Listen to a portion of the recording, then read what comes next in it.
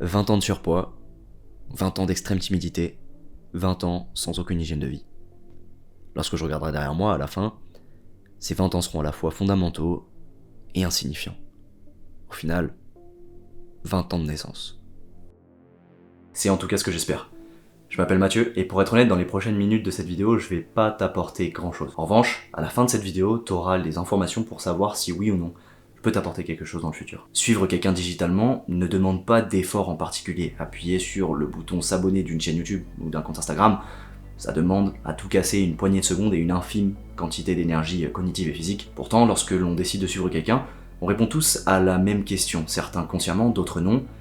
Est-ce que cette personne va m'apporter quelque chose? Autrement dit, est-ce que je vais retirer de la valeur du contenu de cette personne? Il y a autant de manières d'apporter cette valeur que d'expériences personnelles, mais ici j'aborderai surtout le résultat de ma propre expérience, donc je suis suffisamment fier pour oser en parler sérieusement et régulièrement. Donc je te parlerai pas de prise de muscle parce que je sais pas si ça se voit, mais je suis pas volumineux. Je te parlerai pas non plus de street workout, à part dans une visée purement documentative, étant donné que je suis débutant en street workout, et je te parlerai pas non plus de comment générer ton premier million, parce que je l'ai jamais fait, tout simplement. En revanche, ce que je connais, moi, c'est la perte de poids et le changement d'identité physique, affronter sa timidité et développer de sérieuses compétences sociales, et la réussite scolaire et dans les études supérieures. Donc si t'es un étudiant en quête de changement physique, social et scolaire / professionnel, parce que les deux notions sont extrêmement liées, il y a de fortes chances que tu retires cette fameuse valeur de cette chaîne et des vidéos qui vont suivre. Si comme moi à l'époque tu veux gagner du temps et augmenter tes chances de devenir meilleur sur chacun de ces trois piliers, bienvenue.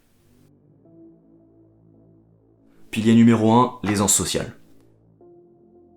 Les premières secondes de cette vidéo ont beau être dramatiques, elles en sont pas moins vraies. J'ai 23 ans aujourd'hui et ça fait que 3 ans que les nouvelles personnes que je rencontre pensent que je suis réellement et profondément quelqu'un d'extraverti. En réalité, ça peut pas être plus faux. Et effectivement, j'ai passé les 20 premières années de ma vie littéralement entravé par une timidité qui m'a suivi jusqu'à ma 2e année de fac. J'utilise le mot entravé parce que j'ai l'impression qu'il reflète parfaitement le sentiment que j'avais tout ce temps et qui m'accompagnait lorsque j'étais si timide, un sentiment de ne pas être libre de mes mouvements, de pas être libre de mes paroles, comme une force qui cherche à m'empêcher d'exprimer réellement ce que je veux lorsque je suis en public. Ma mère m'a raconté que lorsque j'étais dans mes premières années de primaire, je passais mes après-midi à attendre que quelqu'un vienne me chercher, à attendre la fin de l'école, le regard perdu au travers des grillages et le dos tourné aux enfants qui étaient littéralement en train de créer des amitiés alors que moi je refusais tout ce contact social. Évidemment, sur la route je me suis fait des potes, mais c'est pas pour autant que je suis devenu à l'aise socialement très rapidement, loin de là. J'ai vécu ma première année d'études supérieures, donc à la fac pour moi, avec un seul ami,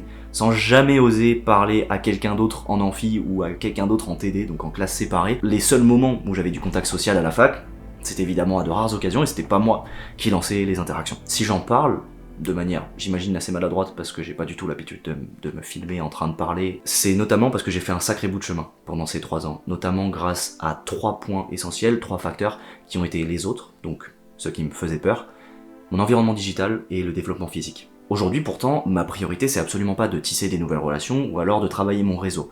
En revanche, la différence avec il y a 3 ans, c'est que maintenant j'ai beaucoup plus de compétences pour le faire.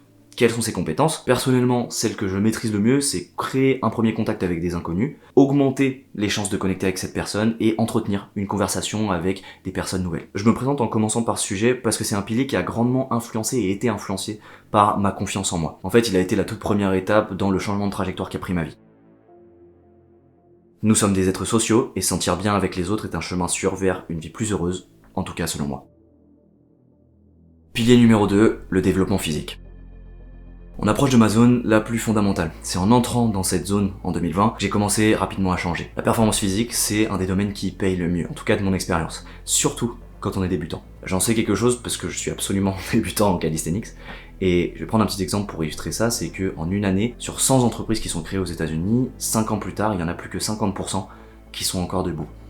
L'entrepreneuriat, créer une entreprise, c'est un milieu qui est reconnu pour son incertitude et pour le fait que beaucoup d'efforts peuvent ne pas porter de fruits. En ce qui concerne le sport, c'est l'extrême inverse. Si tu te mets à courir, tu vas avoir des résultats. C'est certain, et tu vas pas attendre 5 ans pour les constater. À côté de ça, on peut souvent compter sur des intérêts composés. Je me suis mis au CrossFit dans mon coin et j'ai commencé à m'intéresser à la nutrition, et en apprenant les concepts de macronutriments et de calories, j'ai commencé à prendre le contrôle sur mon alimentation qui est le levier le plus facile à actionner lorsque comme moi on veut perdre du poids.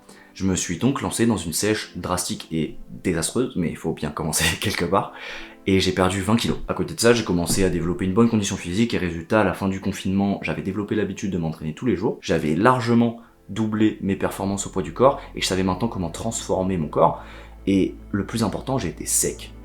Et je l'avais jamais été de ma vie.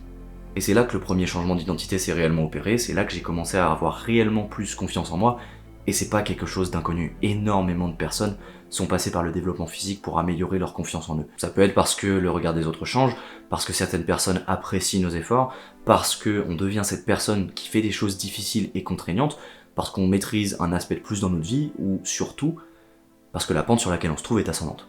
J'étais presque la même personne, mais au lieu d'un gars aux grosses joues et sans réelle motivation pour quoi que ce soit, j'étais devenu une personne plus athlétique que la moyenne, avec une passion pour le sport qui s'est développée et une hygiène de vie clairement améliorée. Donc je suis pas monstrueux physiquement, évidemment, mais je suis extrêmement fier de ce pilier parce que je sais que mon moi de 18 ans serait inspiré et heureux de mon évolution.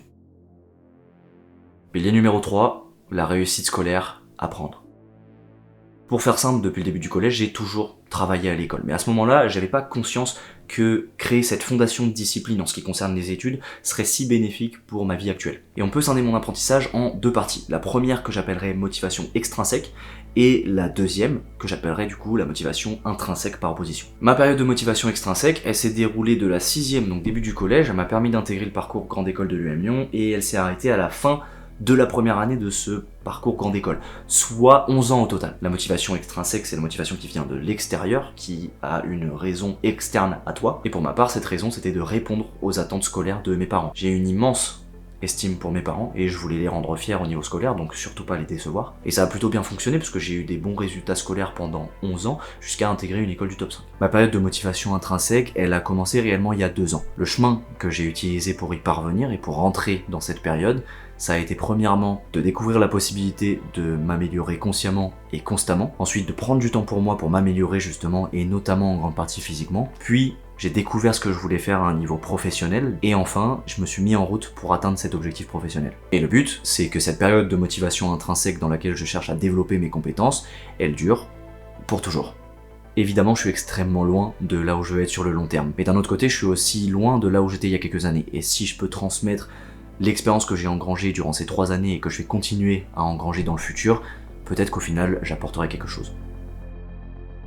Donc si t'es au croisement entre le développement et la stagnation, entre l'entraînement et la paresse, entre ton téléphone et tes cours, ou encore entre le McDo et tes légumes, je te dédie toutes les prochaines vidéos de cette chaîne.